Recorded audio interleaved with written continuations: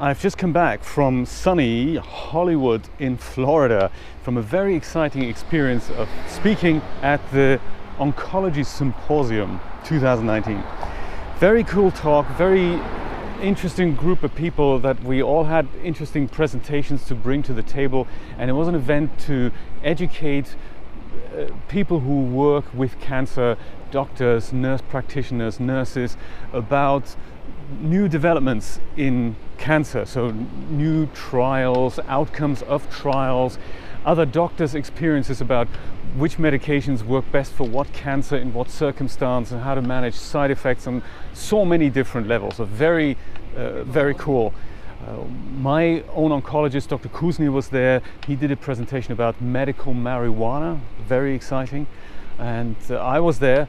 Karen asked me to do a presentation about, well, just my case really, and as a proof of how immunotherapy drugs work. So very cool, very successful. I got standing ovations.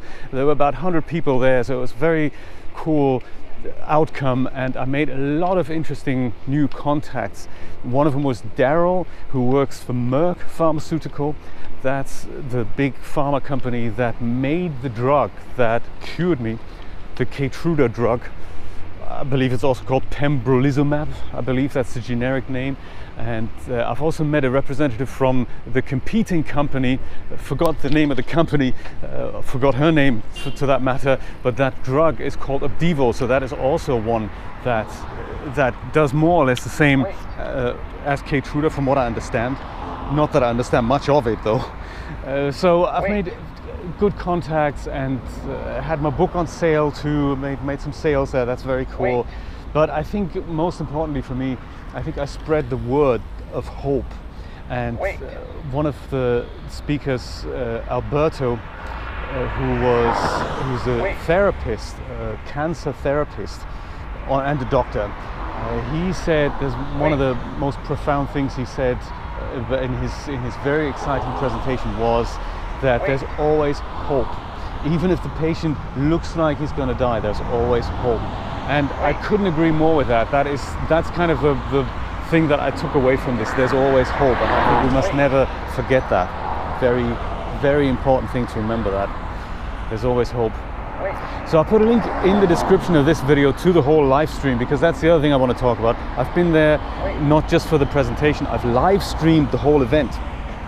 And it was 7.5 hours long. That's my longest live stream I've ever done over on my main channel. And it was very successful. So 24 hours later, I've already had over 60 views. That's very successful for something that is so niche, that the talks aren't really for the general public, but anyone who's interested can of course watch it. And it's very exciting to see that so many professionals have already tuned in, related agencies who said, hey, that's cool, I couldn't go there in person, but I can watch it on the internet. And of course it serves the purpose of archiving it. So this morning I went through the stream and grabbed the time codes of where each presentation starts, so that when you go there and you're looking for a particular presentation, say my presentation, you can look in the description and just either on the desktop click on the link, it'll link to that automatically, or on the mobile you'll just see what the time of the start of the speaker is, and then you just scroll there manually. And that's very cool. So that I did that this morning, and I'm super pleased with the success already. So it's important going forward to literally make sure these events are available to everyone, and just spread the knowledge to anyone in the world, any doctor, any nurse practitioner who's working with cancer. I think that's very important for these things to be spread, and I was super happy to be part of that. Karen was kind enough to pay for a hotel room for Julia and I, and we had a long day. It just felt like working back in television there. We had probably had a 12-hour day, including the setup and test. Setup was the day before, which is why I couldn't do my 3D live stream on Friday, and that took much longer than expected. We had great liaison with the Hard Rock, the Seminole Media Productions, which was taking care of the audio visual things, laptop and presentations. We had the upload speed, oh my goodness, I took a screenshot there, we had a wired internet connection for streaming this, so that there was enough upload bandwidth, and it was 900 meg, close to 900 meg upload speed. So it gets phenomenal. That's so high that it's basically, it may have even been higher, but that's basically the limit of what my MacBook Pro can do on that Ethernet port. So I don't even know what classification that is. That T3? It's probably not T1, but I wouldn't be surprised if that was actually what's coming into their casino. That's what I was told. The reason for that is not only are they doing a lot of events, they're also connected to a lot of nationwide, worldwide servers in order to network slot machines and bits and bobs up, and of course to process transactions. That's the other thing, processing transactions for consumers who pay with cards, who want to transfer funds back and forth. That is of course very important that happens without delay and as fast as possible. And so there we go, we literally tapped into that, and it was a phenomenal experience to be able to do that. My MacBook Pro held up really well. I had my MacBook there for the streaming. I had my two webcams there, so I had to kind of dismantle what I've got, the setup that I've got at home, 2 webcams, and I've had my Stream Deck there, and I had my Surface Pro there for monitoring the return, and we had a third laptop there for the presentations. I had a little audio mixer there, very cool. So once again, this was my equipment that I brought to that table. So the 2 webcams and the Stream Deck, various cables and other bits and bobs.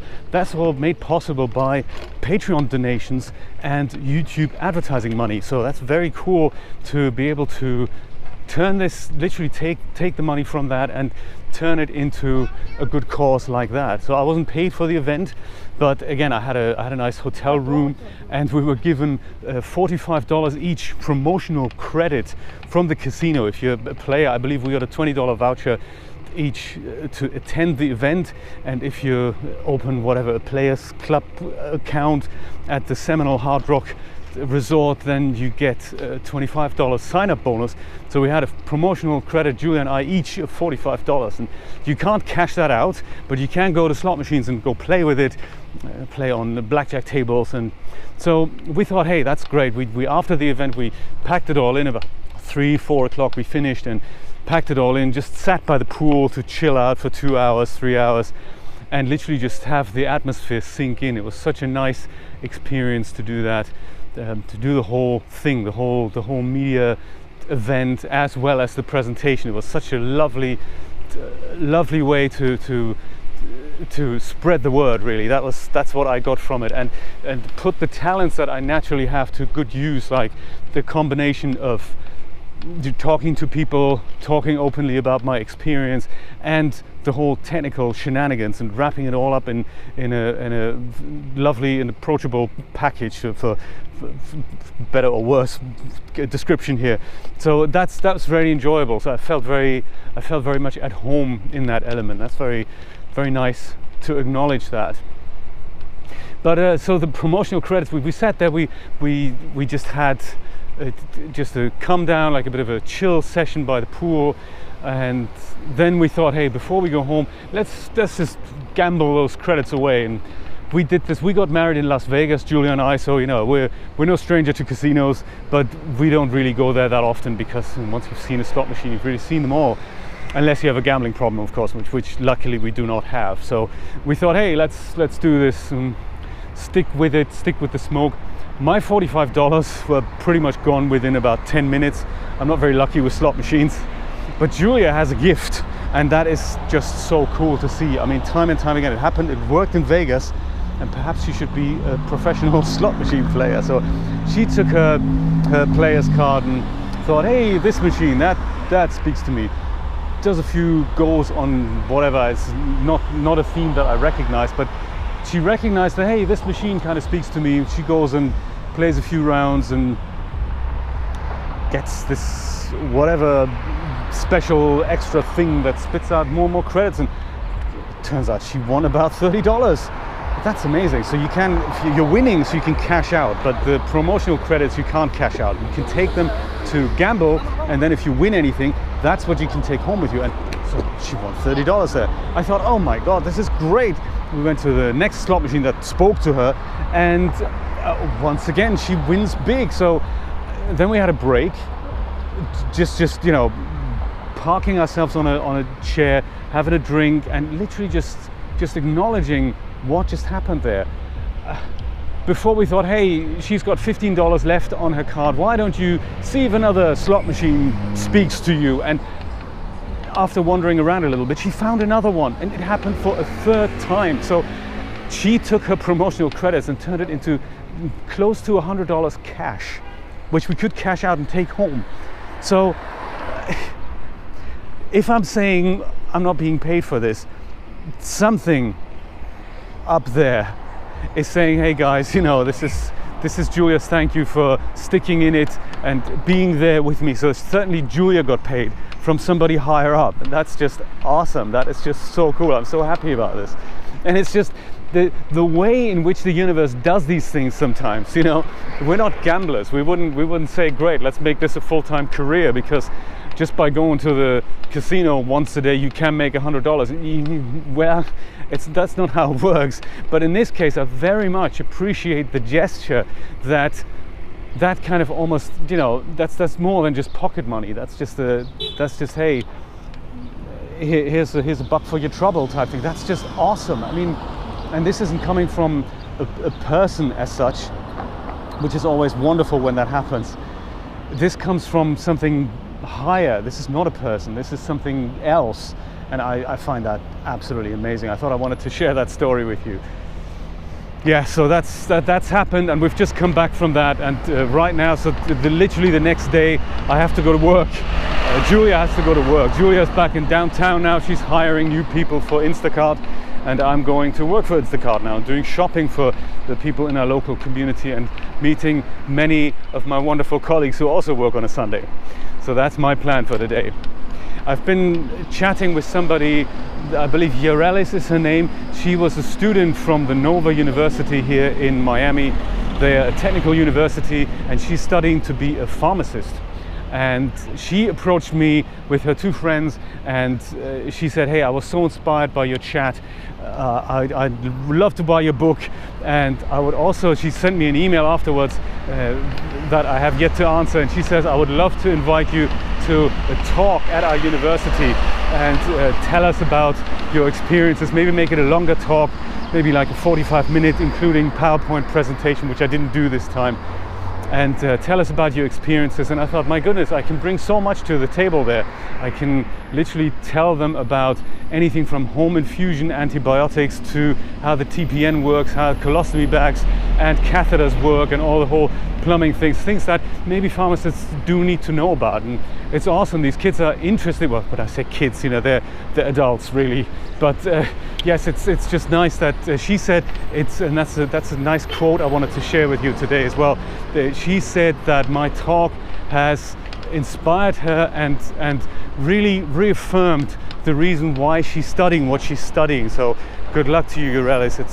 It's wonderful to have met you. Love it absolutely. And Merck, we'll see if I've said to Daryl, who's in charge of the Florida chapter of the Merck pharmaceutical company. He said, I said to him, if you need me to present my story, if you'd like me to share my story in other events that you guys are hosting about Keytruda, perhaps, you know, do think of me. And he said that's definitely going to the top, and we'll see what we can do. So that's in the planning. And other than that, I'm going to go do shopping now, which is also very cool. Yes, I'll put a link to that whole stream, the 7.5 hour presentation with all, I believe 6 speakers. I've forgotten the number now. It'll be in the description, and there's you can check it out in your own time if you're so inclined. Thank you so much for watching as ever, and business as usual will resume shortly. Take care.